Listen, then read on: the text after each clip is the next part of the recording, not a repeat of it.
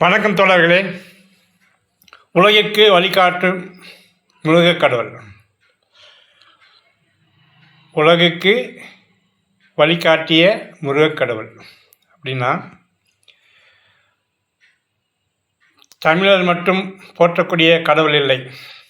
முருகர் இன்றைக்கு அகில உலகம், அதாவது 122 நாடுகள் யோகாவை ஏற்றுக்கொண்டதாக சொல்கிறார்கள்.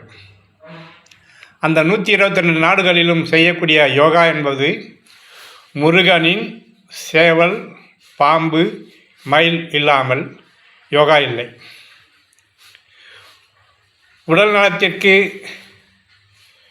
ஆராய்ச்சி செய்து மனிதனை நோயின்றி வாழ்வதற்கு வழிவகுத்த தமிழன் முருகன் பிற்காலத்தில் பழனி என்று ஒரு கதை கட்டி, பழனி மலை என்பதற்கு ஒரு கதை கட்டி சிவனை சேர்த்தாங்க. யாராவது சேர்த்துருக்குறாங்க, அதெல்லாம் நமக்கு தேவையில்லை.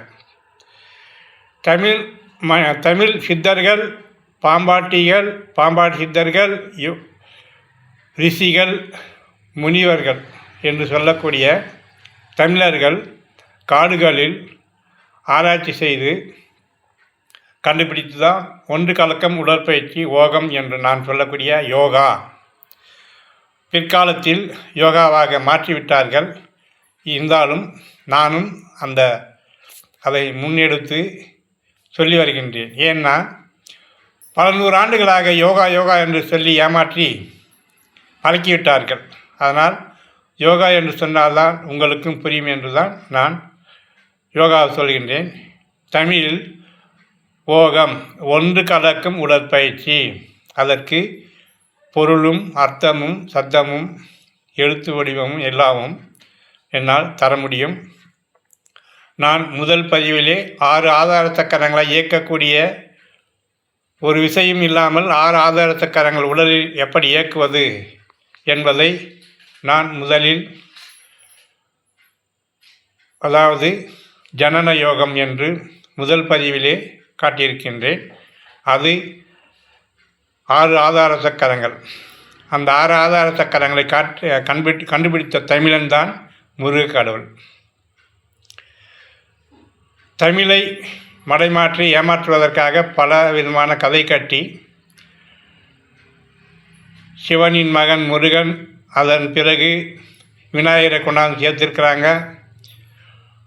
அந்த முருகன் கண்டுபிடித்த 6 ஆதார சக்கரங்களோடு 6 படை வீடோடு சரி விட்டுவிடவில்லை. ஆந்திரா என்னும் வட தமிழ்நாடு என்பது வடக்கு புறத்தில் உள்ள சித்தூர், பழைய தமிழகத்தின் சித்தூரில் தமிழன் கட்டிய திருப்பதி கோயில், இன்றைக்கு திருப்பதி கோயில், அன்றைக்கு 7 படை வீடு கொண்ட திருமுருகன் என்பதுதான் முதலில் தமிழன் கட்டி வைத்திருக்கின்றான். அதை மடைமாற்றி ஏமாற்றி கோவேந்தா, மாடுகளின் தலைவன் என்று மடைமாற்றி கோவிந்தா என்கிறார்கள். உண்மையிலே 7 ஆதார சக்கரங்களை குறிக்கக்கூடிய ஏழுமலையான் முருகன் என்பதுதான் ஆரம்பத்தில் கட்டியிருக்கின்றார்கள். அதை சிலையை மாற்றி, கதையை மாற்றி, ஏதேதோ சொல்லி நம்மாலும்தான் சோகா என்றால் சோகத்தை ஏமாந்து நம்பி தமிழை கோட்டை விட்டு விட்டார்கள். தெலுங்கர்கள் தமிழ் மொழிக்கு சம்மதமில்லாத மாதிரி பேசுகிறார்கள். கன்னடர்கள் தமிழுக்கு சம்மதமில்லாத மாதிரி பேசுகிறார்கள். ஹிந்தி, சமஸ்கிருதம் எல்லாம் ஏக் என்கிறார்கள். தமிழ் மட்டும் ஒன்று என்று சொல்கிறோம். தெலுங்கிலே ஒகட்டி, கன்னடத்திலே ஒந்து அப்படின்றாங்க. உச்சரிப்பு கொஞ்சம் மாற்றம் இருந்தாலும் தமிழில் எந்த மாற்றமும் இல்லை. ஆனால் அவர்கள் தமிழை மறந்துவிட்டு, தமிழின் அருமையை மறந்துவிட்டு மூடர்களாக மாறிவிட்டார்கள். இதை நான் உறுதியாக சொல்ல முடியும். இன்றைக்கு ஆந்திராக்காரர் ஒருத்தர் சொல்கிறாரு, சனாதனத்தை நாங்கள் ஒழிக்க மாட்டோம், சனாதனம் எங்களுடைய வேண்டுதல் அப்படின்னு சொல்கிறாங்க. சனாதனம் என்பது சூத்திரன் என்பது பிராமணன் தவிர அனைவரும் சூத்திரர்கள் என்று சொல்கிறார்கள். அவன் சூத்திரன் என்று ஒத்துக்குவானா என்பதை நாம் அவர்களிடம் விசாரித்தான் சொல்லணும்.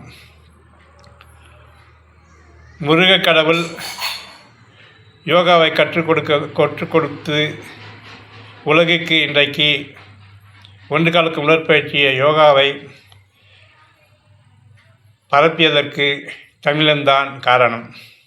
தமிழன் கண்டுபிடித்த இந்த ஒன்று கலக்கும் உடற்பயிற்சியை யோகா என்று மாற்றிவிட்டதை இனியும் நாம் புரியாமல் வாழக்கூடாது. சக்கரை நோயும் வராது, எந்த நோயும் வராது, பிபி வராது. யோகா சுவாசம் என்பது பாம்பு மூலமாக பாம்பு வைத்து கண்டுபிடித்தான் சுவாச பயிற்சி. அதற்கு பாம்பு முக்கியமாக வைத்திருக்கிறார்கள் கோயில்கிட்டே. அதே போல் மயில் மேல் ஏறுவது முருகன் அல்ல, மயில் போல் உடலை ஏற்றுவதுதான் முருகனின் வேலை. மயில் மேல் மனிதனும் ஏற முடியாது. கடவுள் என்பது கடவுளுக்கு உருவமும் கிடையாது. உலகத்தில் எந்த கடவுளுக்கும் உருவம் கிடையாது. எந்த கடவுளும் படிக்கவும் கிடையாது. மனிதனாக பிறந்த முருகன் மனிதன் வாழ்க்கைக்கு ஆதாரமாக விளங்கிய ஒன்று கலக்கும் உடற்பயிற்சியை கண்டுபிடித்ததனால் அவரை கடவுள் என்று ஏற்றுக்கொண்டு ஆறுகாரா அரோகாரா என்று 6 ஆதார சக்கரங்களின் சொந்தக்காரன் என்பதை கொண்டாடுகிறார்கள். பிற்காலத்தில் முருகன் அரக்கனை கொன்றவன் என்று ஒரு விழா வச்சு ஏமாற்றி திருவிழாக அந்த யோகாவெல்லாம் மாற்றிவிட்டார்கள். ஒன்று காலுக்கு உடற்பயிற்சி செய்தால் எல்லாரும் ஆரோக்கியமாக வந்து விடுவார்கள் என்பதற்கு எதிர்ப்பதமாக அதை மடைமாற்றி மூடர்களாக மாற்றி இன்றைக்கு என்னென்னமோ காவடி எடுத்து தூக்கி ஆடுறாங்க. காவடி என்றால் வடிவத்தில் உடம்பை தூக்குவது தான் காவடி. அப்படி வடிவத்தில் தூக்குவதை நான் 2 பதிவு போட்டிருக்கின்றேன் என்னுடைய வீடியோவில் பாருங்கள். வடிவத்தில் உடம்பை தூக்கினால் பல்வேறு நோய்களை குணமாக்குகிறது, ரசாயன மாற்றம் ஏற்படுத்தி உடல் ஆரோக்கியத்தை கொடுக்கிறது. காவடிவில் நம் உடலை தூக்க வேண்டும். அதுதான் காவடி தூக்குவது என்பது அர்த்தம். மயில் வாகனம் என்பது பொய். மயில் போல் முருகன் தன் உடலை இயக்குவதுதான் உண்மை. அதே போல் சேவல் என்பது கொடி. அந்த கொடியை மேலே மலக்க பார்த்தால் உடம்பு ஆரோக்கியம் பெறும் என்பது என்னுடைய ஆராய்ச்சியில் நான் கண்டுபிடித்து சொல்கின்றேன். தமிழர்களை இனியும் ஏமாந்து மூடர்களாக இருக்க வேண்டாம் என்று இதன் மூலம் கேட்டுக்கொள்கிறேன். என்னுடைய சேனலுக்கு சப்ஸ்கிரைப் செய்து ஆதரவு தாருங்கள். மேலும் பல்வேறு அறிவியல் உண்மைகளை தமிழன் கண்டுபிடித்ததை விரிவாக சொல்ல நான் ஆராய்ச்சி செய்து கொண்டிருக்கின்றேன். என்னுடைய உடல் மொழியில் நான் கண்டுபிடித்த உடலில் ரசாயன மாற்றங்களை நான் ஆராய்ந்து வருகின்றேன். பழைய சோத்தில் தண்ணி ஊற்றி சாப்பிடுவது நல்லது. பழைய சோறு மீந்தாக்க அதிலே தண்ணி ஊற்றி வைத்திருந்து காலையிலே சாப்பிடுவது நல்லது. அதே போல் மிளகு சீரகம் உடலுக்கு நல்லது. தமிழன் கண்டுபிடித்த மூலிகையில் மிளகு சீரகம் என்பது அகத்தை சீர் செய்யக்கூடிய சீரகம். அதே போல் சாப்பிடும்போது இனிப்பு வைத்தால் அந்த இனிப்பை முதலில் சாப்பிட்டு விட்டு அதன் பிறகு உணவை சாப்பிட வேண்டும். இனிப்பை முதலில் சாப்பிட்டால் பித்தம் குறையும். இனிப்பை ஒரு முட்டை சாப்பிட்டு இனிப்பை சாப்பிட்டால் பித்தம் அதிகமாகும், ஜீரண கோளாறு ஏற்படும், அசிடிட்டி உண்டாகும். அதன் மூலம் நிறைய உடல் நலக்கேடு உண்டாகும். எனவே நான் சொல்லுவதை அன்புடன் கேட்டு என்னுடைய பேச்சுக்கு செவிசாய்த்து ஆரோக்கியமாக இருக்க கேட்டுக்கொள்கிறேன். தமிழா இனிமேலாவது தமிழை ஆராய்ந்து பார்த்து வாழ வேண்டும் என்று கேட்டுக்கொள்கிறேன். பார்த்தமைக்கு நன்றி, வணக்கம்.